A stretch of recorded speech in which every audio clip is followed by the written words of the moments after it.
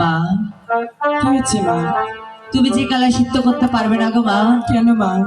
কেন না, তুমি যে অসতী কলঙ্কিনী, অসতী কলঙ্কিনী হয়ে এই আয় মুষ্টি লোহারি কালায় আজ তুমি কি করে সিদ্ধ করবে গো মা? তুই আমার মেয়ে হয়ে এত বড় কথা বলতে পারলি মা? তোকে যে আমি কি বলবো ভেবে চিন্তে কুল করতে পারছি না।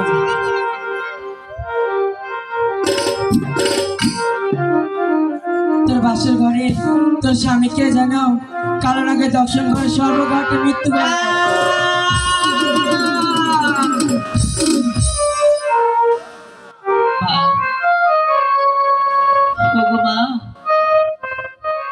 তুমি আমার গর্ভধারিণী মা হয়ে তুমি আমাকে এত বড় বিশ্বাস দিতে পারলে গো মা। গো মা, ফিরিয়ে নাও তোমার দেওয়া অভিশাপ, তুমি ফিরিয়ে নাও। হায় ভগবান, তবে যাই হোক না কেন ঠাকুর, আজ যদি সত্যি নারে হয়ে থাকি তাহলে যেন নারী মুষ্টি লোহারি কালাই আজ আর এই জাল দিয়ে সিদ্ধ করতে পারি। তুমি আমার প্রতি সহায় থেকো ঠাকুর।